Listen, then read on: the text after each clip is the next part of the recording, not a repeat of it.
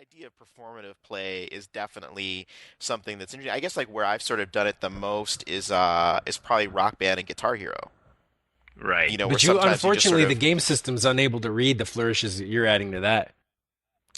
yeah, that's why hopefully Project Natal. And I just want to set the record straight because there's some site called Gameblorge, Blorge or something like that, where I think I may have mentioned this to you guys off of the podcast, Dude, but Game I've Blorge, that sounds like what happens after the culmination of like 6 months worth of Game Boner for previews, and then the review comes out. I think I had well, that I happen don't. when I rescued those hostages. Game Blorge. Yeah, you did, dude. I'm gonna spit! Oh boy. Oh Oh man! my god.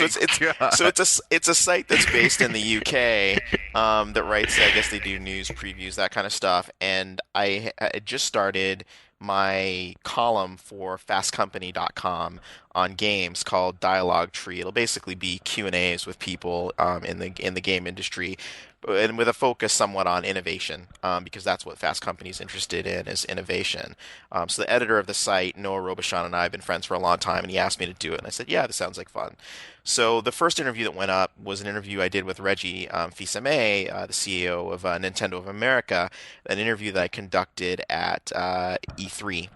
And so in the interview, we're talking about the Wii Vitality sensor, which is the heart rate monitor type device. It'll go on your finger, and they're going to bring it out sometime next year. It's their new, you know, funky input system.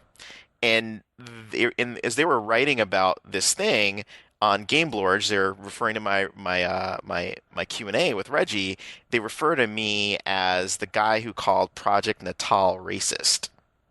Uh, Ah. bec- and I don't know if you guys saw this. What they're referring to I is know what it is, but Yeah, I know what this is. is Dan Shu, who who is the founder of Bitmob along with Damian Lin. He was in the same behind closed doors demo as me, where we saw Project Natal. Right. And the specific demo, because they're rushing through it really fast, because apparently we were the group right before they brought in Miyamoto from Nintendo and his translator and marketing guy from Nintendo of America, Bill Trinan. They brought them in to show it to them. So they were kind of hustling us through this demo because they had some real VIPs. Not the shoes, not a VIP, but they had some real VIPs coming in after us. So they're showing us like the game, the game demo where the ball, you're trying to throw the ball down the almost handball court at these blocks at the end. They're showing some other stuff, and then they're periodically bringing us in, say, try this real quick and try that real quick. And the one that I got to try was Burnout. They had kludged together a demo where you would raise your hands into sort of the 10 o'clock and 2 o'clock steering position, and you could use that to steer. You would step forward with your right foot to accelerate, and then step back with your right foot to brake and reverse. And so I was having, when I went in there, I was having difficulty steering.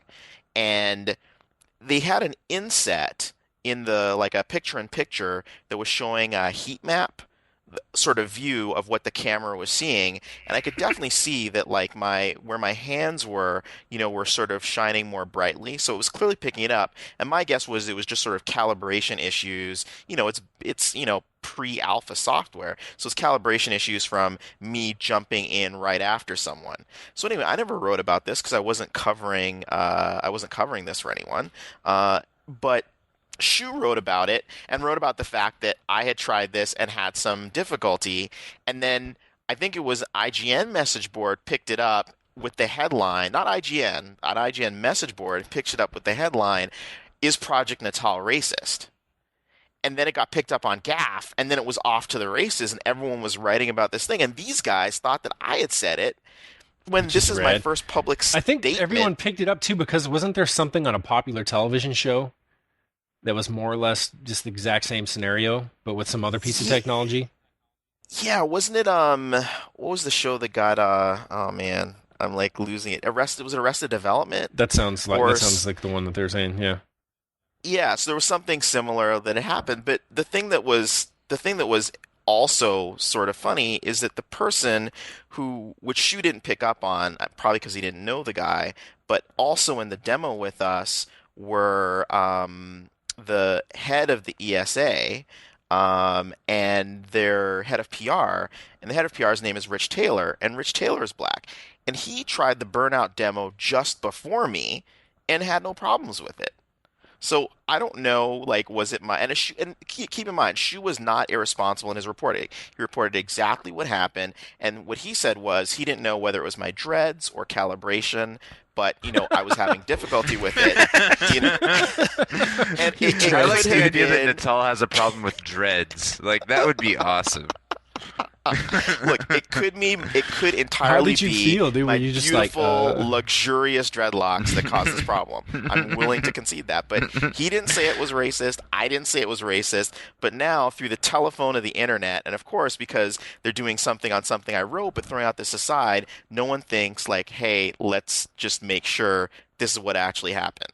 That's better because What we really anytime, need now- anytime, I'm glad we could clear that up for the 8 people who read Gameblog. Hey there, Gustav and friends. Al How Sharpton did needs the Game take Lord. care of you?